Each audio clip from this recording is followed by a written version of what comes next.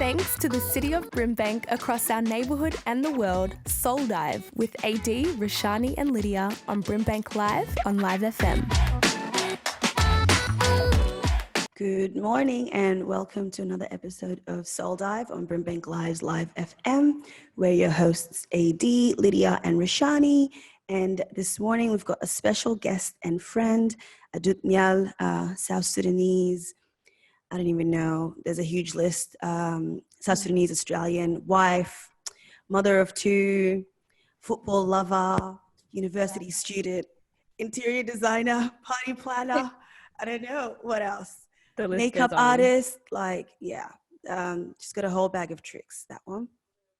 And this morning, we're talking about bullying as part of Anti-Bullying Week, which started from the 16th on Monday up until today.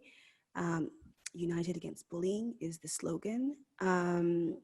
So I wanted to start off with our own experiences that we may have had as, you know, a victim, a perpetrator, a bystander, anything like that. Any experiences I know as girls in our childhood who would have had some sort of something. Lydia, do you want to start us off? Hello, everyone. I hope everyone's doing well. Yes, so bullying. Ooh, this is a topic. Honestly, it's so hard because do some of you feel like you've suppressed your past, a lot of parts of your past? Because I'm just now I need to tap into a time where, you know, it's just been ages. But I think on the topic of bullying, I would say that, can we start with the definition? Because I think, is bullying when it's repetitive? Okay, so I was going to do that in the second, but I guess, it's nice to start off with it. So there's a few forms of bullying. Okay. And I'll go through the really basic ones and then you can let me know if I've missed anything. So there's physical bullying, which includes, you know, kicking, punching, and all that. Verbal bullying, so name calling, insults, intimidation, racist remarks, verbal abuse type thing. There's social bullying, and things like that include lying and spreading rumors, negative and menacing physical gestures, playing nasty jokes to embarrass or humiliate another person, encouraging others to socially include someone, damaging someone's reputation. And then there's cyberbullying, which is a pretty talked about form these days. So that's abusive or hurtful texts, emails or posts, deliberately excluding others online, nasty gossiping and rumors, imitating others online or using their login for malicious purposes. Is there anything that I would have missed?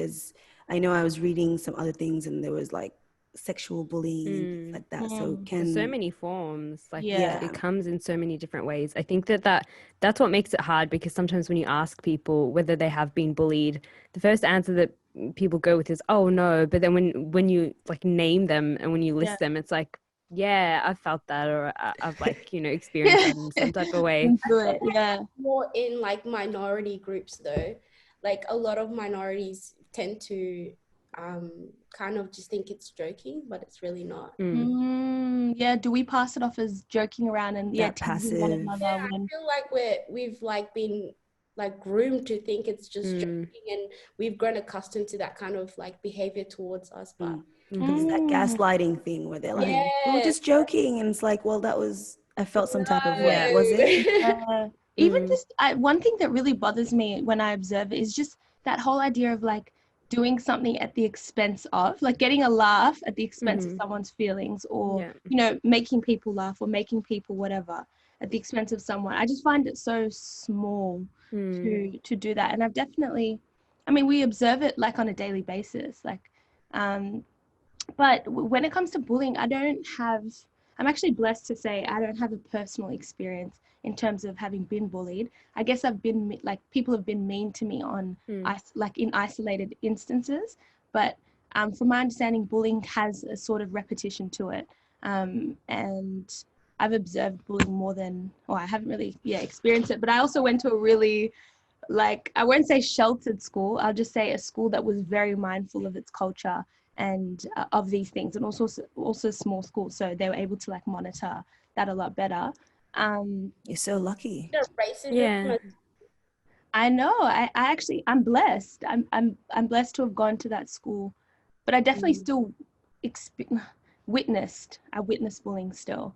Have you had any experiences with bullying? 100%. Like, I don't know about you guys, but for me, I also consider racism as bullying. Yeah, so that was part of the verbal bullying, Yeah. racist remarks or homophobic remarks. Yeah. So, definitely from my earliest memory, I reckon like preschool. Wow. In Australia. So yeah, but as you get older, I don't know about, everyone's different in how they deal with bullying, you know, either you can shy away from it or you can stand up for yourself. But for me, as I grew older, I always stood up for myself. Like I stood up for myself, I stood up for others. Like I did not stand for bullying whatsoever.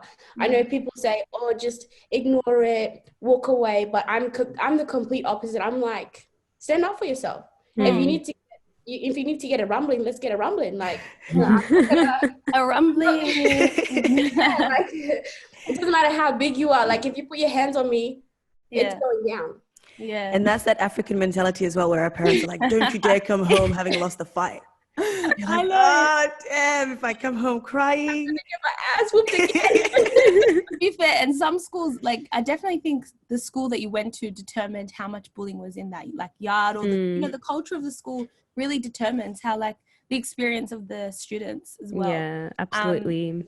The environment, I private guess. schools, and you just wouldn't believe what goes on there. Like I've never been to a public school before, and private schools I feel are like 100 times worse. See, I went to a private school too. It was a girls' school up until I was in year 10. So there was a lot of bitchiness. There was a lot of that behavior that was very much verbal, if anything, and that's something that's my area of expertise. That's where, if we're talking, I can deal with it. I don't fight, but I'll fight with my words type thing. So I just feel like things didn't escalate beyond that much at my school. Like you didn't just see fights in the yard, Roshani, yeah, it is. Yeah, I mean, I guess like with what we were all talking about in terms of when I think about bullying and my own experiences, what comes to mind are those kind of racist remarks or anything that has to do with discrimination. And it seems like when I think about bullying and me being like a victim of bullying, the only times I can recall on discrimination was like racial discrimination, which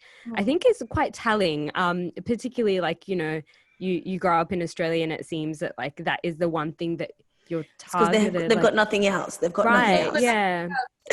That's the thing. It's we so don't understand weird. that in the moment, do we? No. Sometimes. Yeah, absolutely. And I think the one kind of scenario that comes to mind when I think about it, particularly like in primary school, which for me, I've kind of gone through my whole 12 years of like school, going to like either Catholic private schools.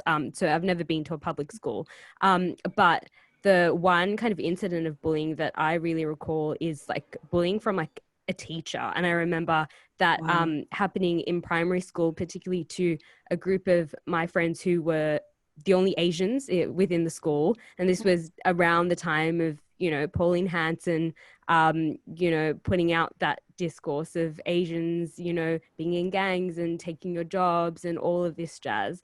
And so I remember like not really understanding, not having the words to be like, I feel like I'm being bullied, or I feel, bless you. Thank you. I was trying to mute it, but oh good. So like I feel that those particular instances really come to mind, particularly when I think of teachers kind of discriminating or having this particular target group. And I definitely feel like my friends and I were a part of that target group, and there were definitely friends within that group that were targeted more than others. It's just like so weird that whatever I can recall is always based on race, or it's based on people calling me like a curry muncher continuously, or people saying like things about my culture. And it's sometimes passed off as a joke. It's very easy for people to be like, I was just kidding, I didn't really mean that, it was a joke. but it cuts deep, and it's things that you remember on years afterwards. So that's probably like my experiences of bullying, if I have to think about those and label it as bullying. Wow. You're listening to Soul Dive on BRIMBANK Live's Live FM with your hosts AD, Lydia, and Roshani, and our special guest Adut, Neyal. So we were talking about bullying, not just between children, but we took it up a notch with that power difference between teachers and students. And I feel like I went through that. I feel like I hear a lot of stories very similar to mine where they feel bullied by a teacher or targeted by a specific teacher.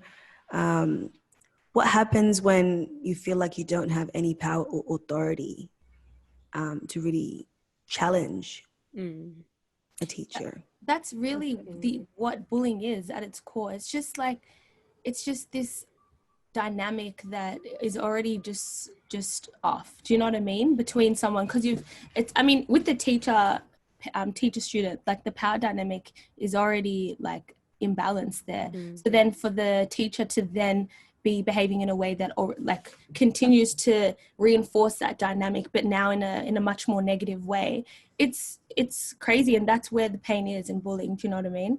I think it's that helplessness. I also relate to your experience, AD. I think for me, it was more on the teacher's end. Like, they either loved me or hated me. Or they either loved me or just didn't really like me. And it's because I was a big character, I guess you could say.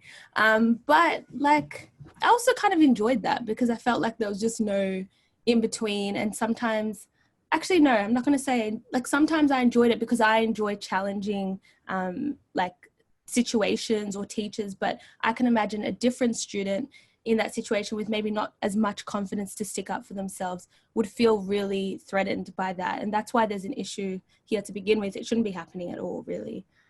Yeah, 100%. I've actually got a teacher fired from my high school. Wow. Really?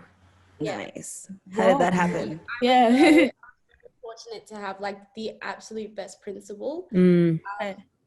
I'll shout them out, Mr. Coburn, American Phillip College.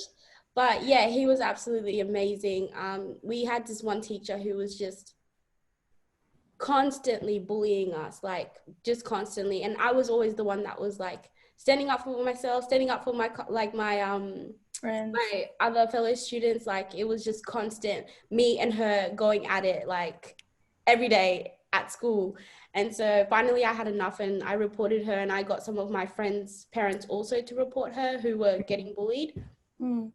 And yeah, she got cut off. Wow, I'm so glad that actually like action was taken, because you hear in a lot of circumstances when people are being bullied, even though they kind of go to the principal or go to someone higher up, action is rarely ever taken. So I'm really glad that that actually went through and the teacher actually bared some consequences for what they were doing. And I think that story gives a lot of people hope who feel helpless. Go to a trusted source, like if you're close with your vice principal, your principal, another teacher who maybe is senior,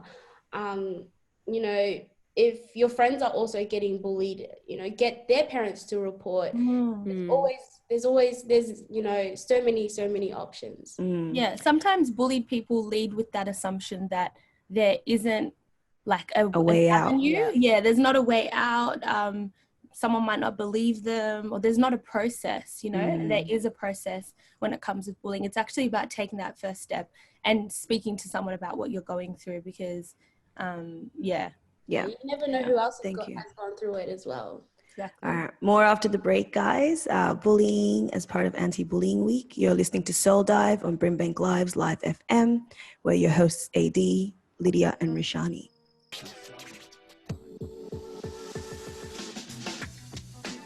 With thanks to the city of Brimbank across our neighbourhood and the world, Soul Dive with AD, Roshani and Lydia on Brimbank Live on Live FM.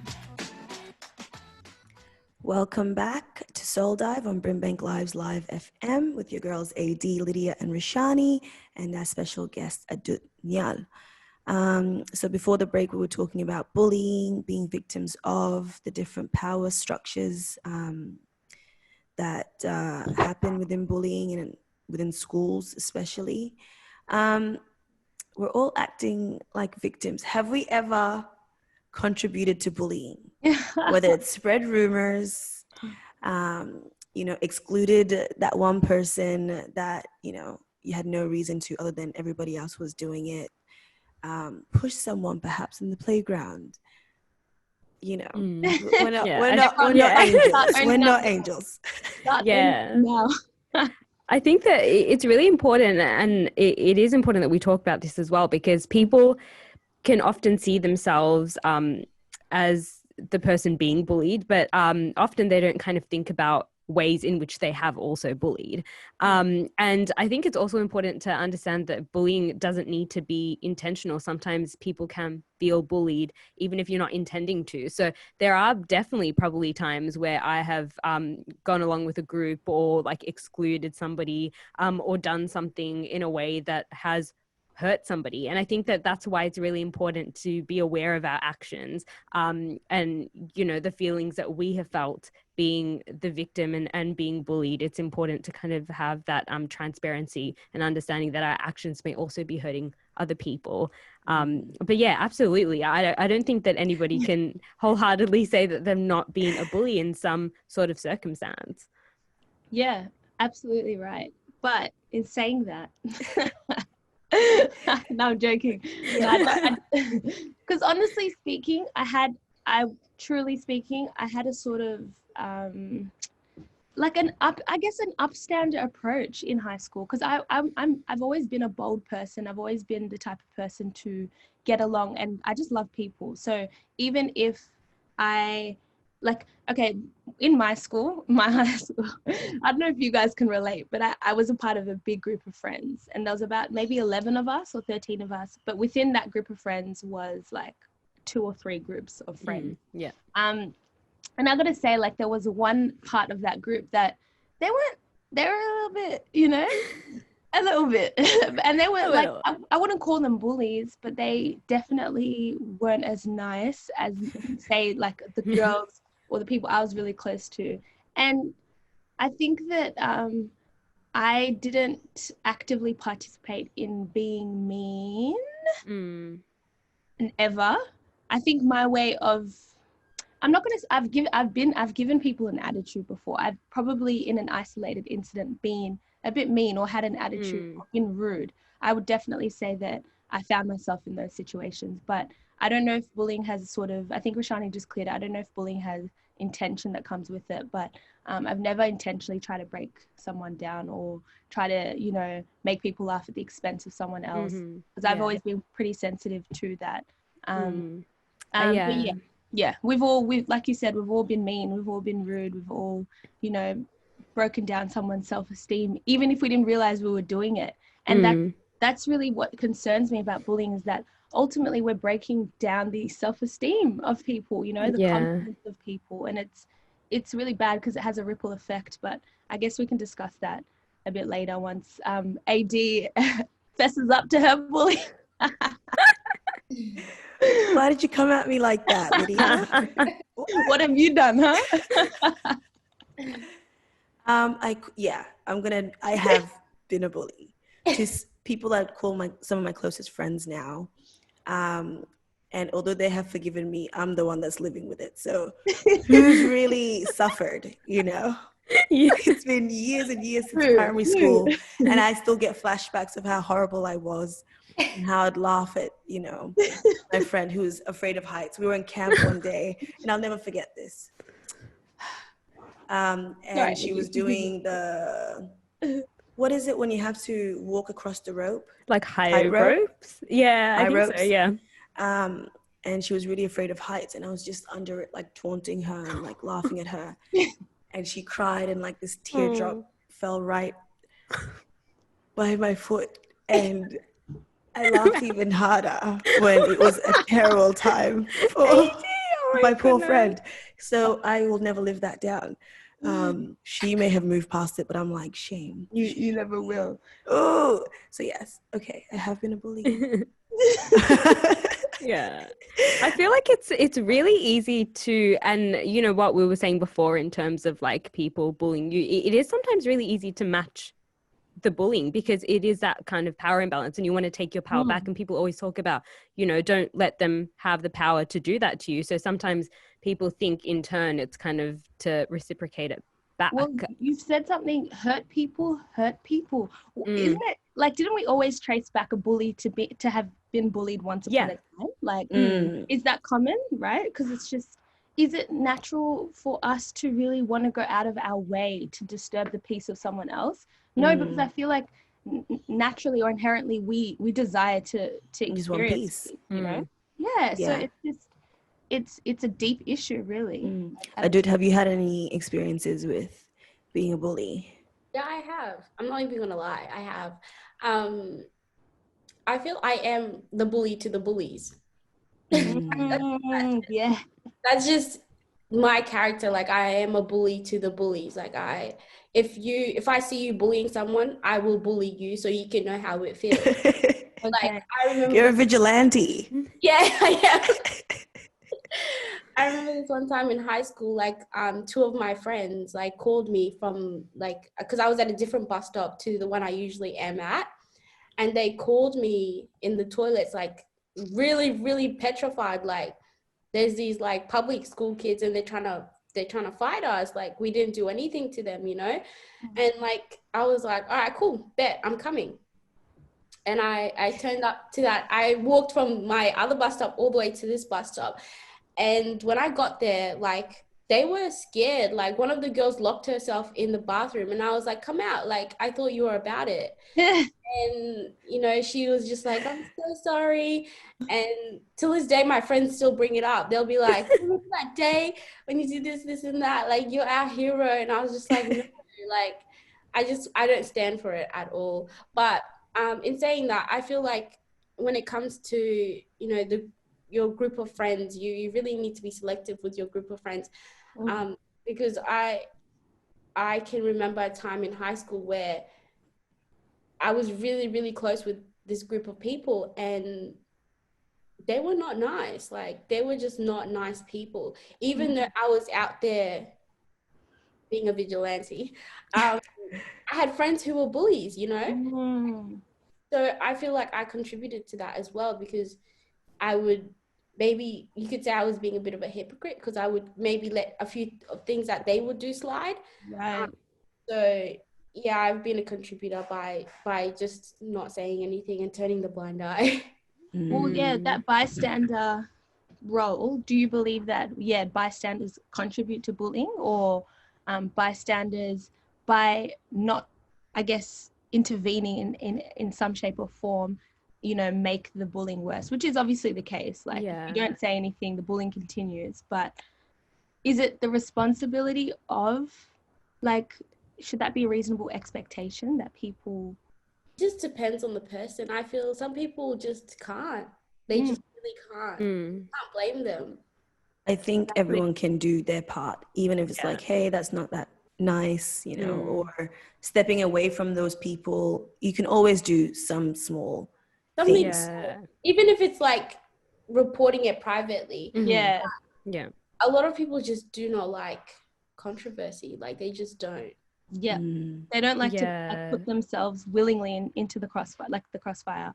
It's about like the bystander effect being even more so, like, not to say that it's worse than bullying, but there's like this continuous cycle. If you can see something bad happening and still feel like it's fine and still feel like you kind of don't want to say anything, that can be even more detrimental than in comparison to actual bullying, particularly when it is your friend, because you almost have a responsibility to your friends, you know, to make sure that they're okay. And you'll always see that sometimes, like, when friends are getting bullied, they'll turn around and be like, why didn't you say anything? Why didn't you help me? So I think that, you know, it is important to do as much as you can. And what people do in different situations will be different, you know, whether that's standing then and there, or reporting it, as you were saying, Adut, or even like asking if that person's okay doing something for the person after the moment. If that can kind of summon up the courage to do, then definitely do it. But do something, I think, is the main thing. All really good points. I'm glad that we could fess up to our shortcomings. That's part of growing up, and hopefully other kids can be like, all right, some of my actions weren't that great or hasn't been that great recently. Maybe I can do something to change it. So thank you for sharing, guys. You're listening to Soul Dive on Brimbank Live's Live FM with your hosts, Lydia, Roshani, and myself, AD, with our friend Adut Neyal as well this morning. So we spoke earlier about the different forms of bullying, physical, verbal, social, and cyber. Let's talk about the different generations who perhaps weren't so buried in technology as opposed to the younger generation now. Our parents perhaps, and Adut, who has young children who go to childcare and primary school, the different forms of bullying that could happen in the different age groups. Yeah. Lydia, do you want to? Well, I was just thinking about one difference, or one hard difference is obviously this technology, because I think technology has enabled bullying more now, because it doesn't just leave room for those who are bold enough to bully. It gives room for those who aren't bold enough to bully to still bully behind a keyboard, like the keyboard warrior that they are, So I think that we could probably say, and I'm sure it's reflected in the stats or whatever, that bullying has increased significantly since cyberbullying. I just imagine that a lot of bullying would have taken place face to face, in these sorts of environments, in schools, in workplaces. But now, like, the comment section on any post is just wild, and it's just like people slide into people's DMs, like, threatening people, like, it's just crazy the type of bullying that happens online. And for me, I constantly find myself so interested with the psychology of the bully, like what's going on there.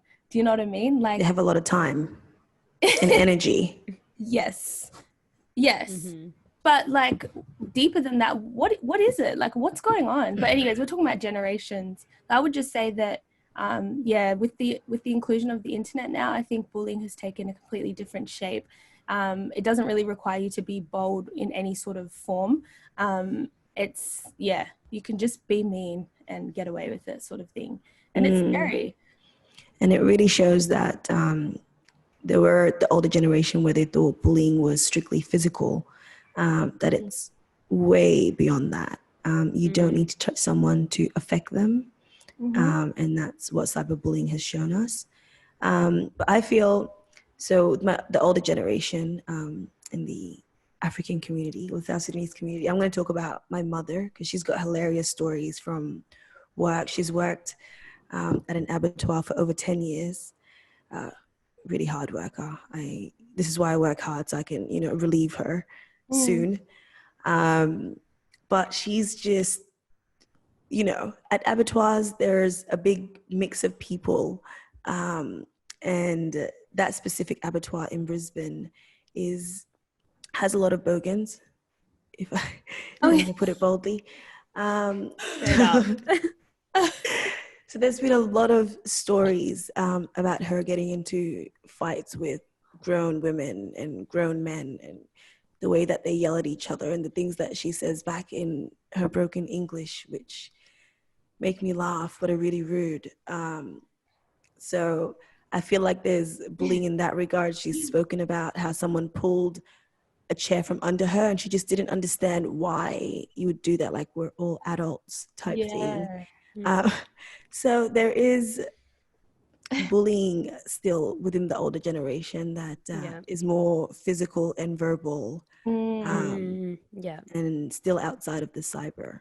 We haven't really passed that. guess.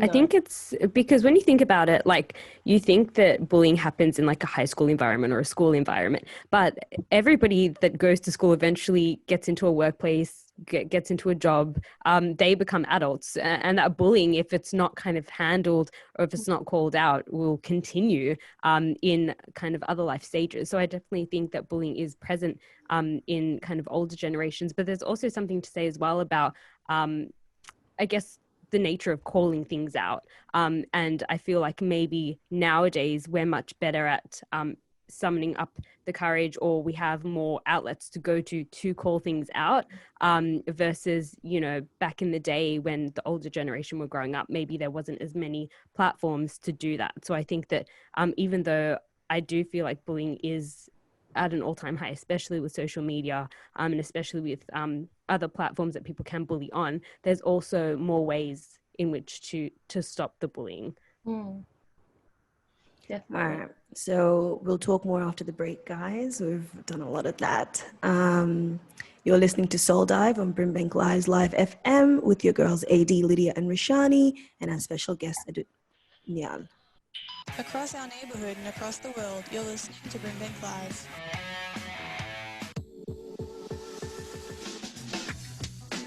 With thanks to the city of Brimbank across our neighbourhood and the world, Soul Dive with AD, Roshani and Lydia on Brimbank Live on Live FM.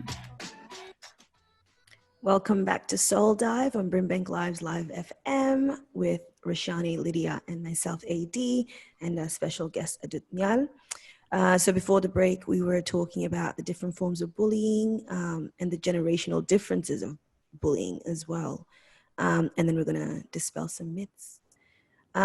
So we spoke about the older generation experiencing bullying outside of the cyberspace, but also how bullying is at an all-time high because you no longer have to be tough or smart or strong or anything like that to be a bully now with social media.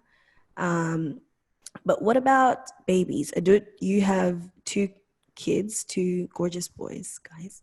They're beautiful. 2 and 5. And they both go to some form of schooling. How, I know you're really vigilant about this stuff.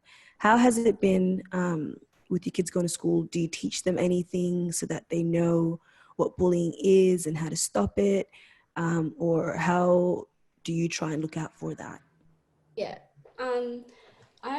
I'm very fortunate at the moment for the reasons that, you know, my kids are too young to be on social media. I control their the amount of time that they spend on their iPads, like whatever electronic device. It's very controlled. And you know, it's really, really sad because my kids have experienced bullying from such young ages, you know, just simply because of the color of their skin. I am the complete opposite of the people who say, don't stand up for yourself, just walk away. I tell my son all the time, you know, you give people chances, 3 chances. You tell someone stop, they don't stop. You tell them again to stop, they don't stop. You report them, nothing happens, you fight back. That is my advice. Doesn't matter what the circumstances are. If someone puts their hands on you, you hit them back. And you get in trouble. Like, that is my advice. I don't care what anybody says. No, yeah. Honestly. That is, 3 chances and you're out. You get 3 chances and you're done. And you got to report them. And if nothing is done about it, get it rumbling. Like, I mean, let's get it, right? Because you're kind of right. Like, how it gets to a point where if you don't stick up for yourself, I think that there's something quite significant awaiting, which is like, it's at that point that you lose confidence in a weird way. You know what I mean? If you continue to get bullied and bullied and bullied and you don't know how to respond, crushes your spirit. That's what's breaking you down. Yeah. So even just one little act of self-defense can really... rebellion. Yeah. Self-defense, you know? Yeah. There's people who are not built like that. Like my oldest son, who's 5, he's so soft. Like he's not built like that, but over time he has, because it's happened like so repetitively, over time he has actually learned to now stand up for himself. Like, you know, he's told me at times where, you know, bullies have tried to bully him and he's been like, stop. He's just straight up, as like in like, but before he would just let it go, but now he's just like, stop, you're being a bully. And literally the kid who he's talking to will go and reflect and come back and say sorry. You know, so now my son, he's really, really good, and he's on top of that. Like he knows the signs now. If someone tries to touch his hair, he goes, don't touch my hair, my mom said I'm not your pet. You know what I But mean? that's the thing, I really feel like all bullies, all they want to do is assert dominance. Like, who can I assert dominance over Control. today? You know, who can I have some sort of control over today? And it's literally that. I think it's a battle of like that, like a mind. It's like you can't actually challenge me. Do you know what I mean? And then they leave you alone. Like, I want to ask, in terms of like, you know, calling it out is one thing and fighting back is another. But in terms of fighting back, what happens if then, you know, you do fight back, you think, you know, I've had the 3 chances, I've given the person 3 chances, I've told them, and this is my time to, like, you know, fight back. Shine. Right. This is my time to shine, right? But what happens when it gets taken up to someone and it finally gets recognized, and then it almost looks like you are the person perpetrating, like you are the bully versus the person who's actually bullying the whole time? Well, that's why I say you report it first. Like, you know, if you've given someone 2 warnings and then you report them on top of that, and you say, I have told this person a number of times to stop, and they haven't, whatever happens next, it doesn't. I told my son it doesn't matter. Like, the school can call me. Guess what? I'm gonna go there and it's gonna be on. Yeah. And you know, sometimes kids just want that their parents to have their backs. Yes. You know, just have my back if anything goes down. Ask me questions later, type thing. And you're like, yep, I believe you. I've got your back. What's going on? How can we deal with this?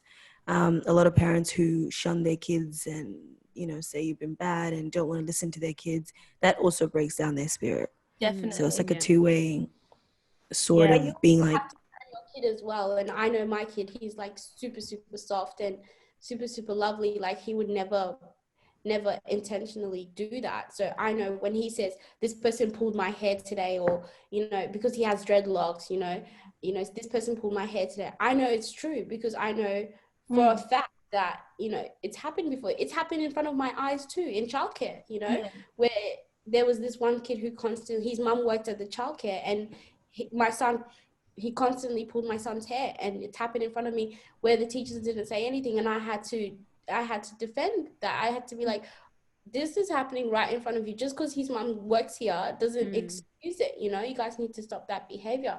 But they just passed it off as the kid had issues or whatever. But that's not my concern. Don't let another kid put their hands on my child, because that's not okay.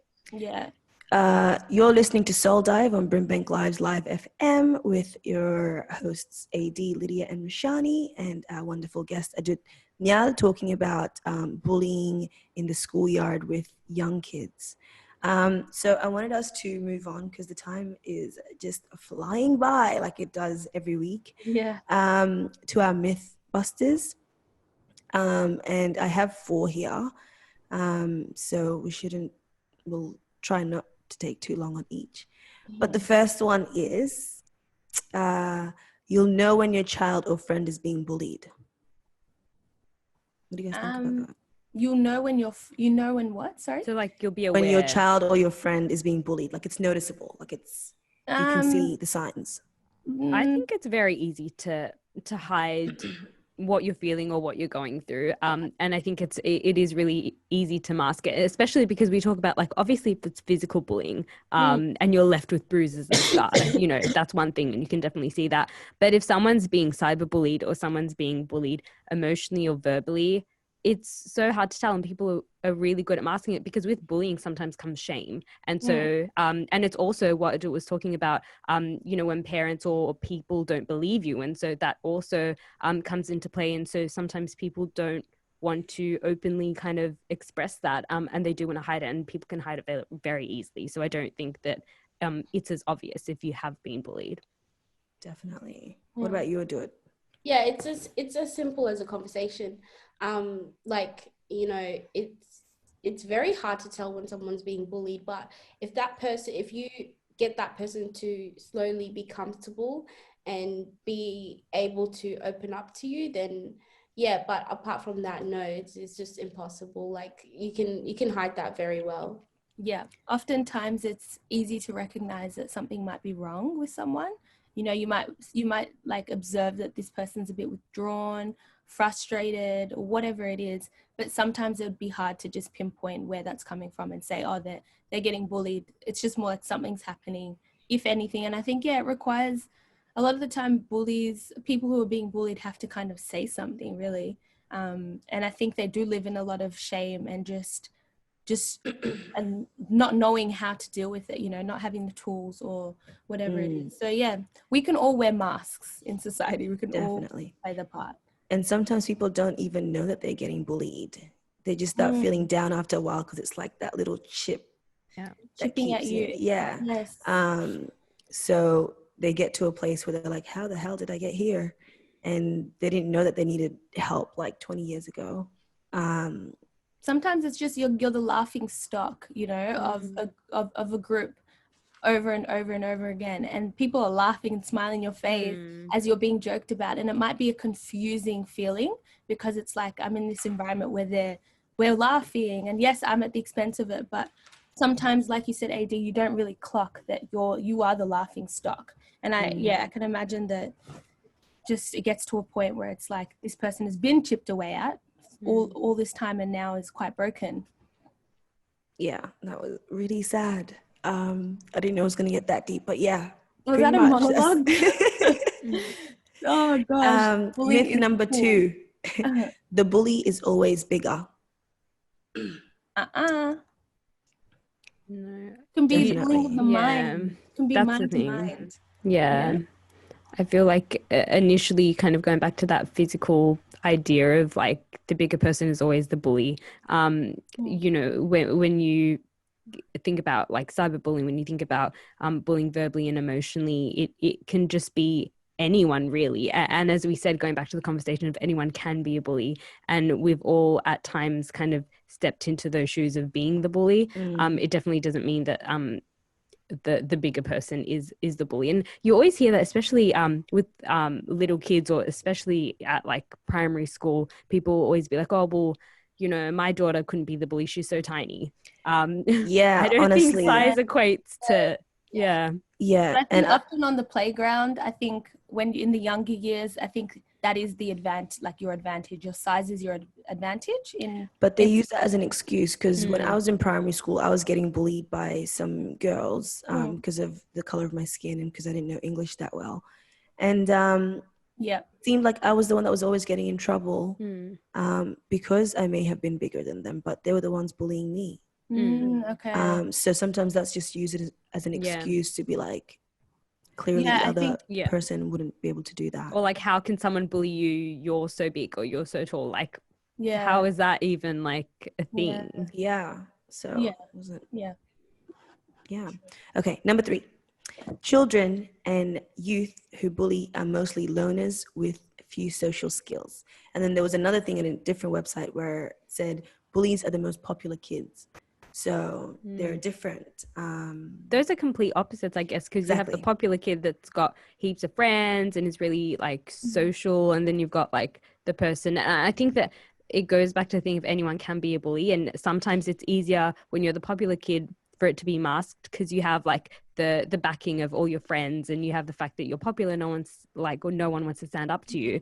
But then also, you know, I don't know, like I feel like there is definitely that idea of the lonesome person is quote unquote the bully, but I guess anyone can be the bully. I think that when you have more of a backing and confidence, and it's about that power and control, particularly if you're popular, I feel like you have more of a chance to bully and then perhaps get away with it. Yeah. What about you, Adut? What do you think about those two statements, that they're either loners or the most popular kids? No, I think anybody can be a bully.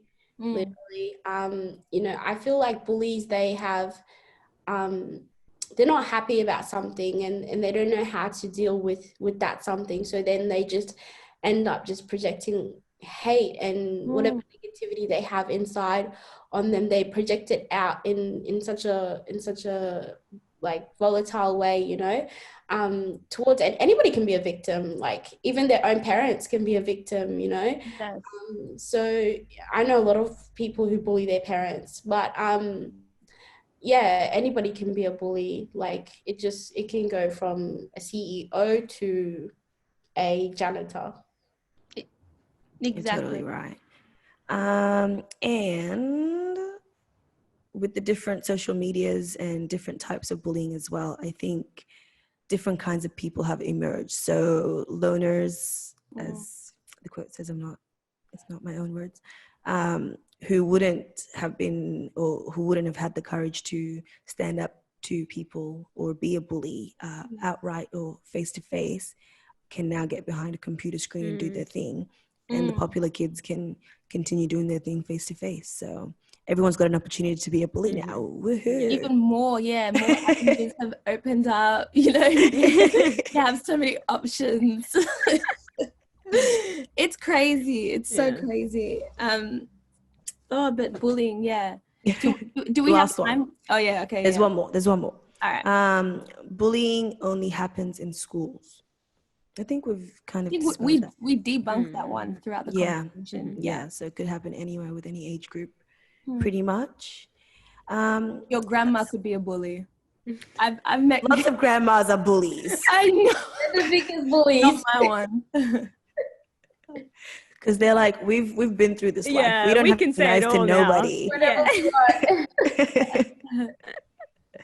Honestly. But I always love to wrap this show up with what we're grateful for. So 3 things that we're grateful for at this very moment in time. Who wants to start us off? Roshani, you go. What I am grateful for. Are we going 3 things or 1 thing? Go 3 things. 3. Okay. Okay. I'm super grateful for being really busy, because I know that sometimes when you're busy, you get stressed and you think that it's a bad thing, but I'm busy because I'm privileged enough to have work. So I think I'm grateful for that.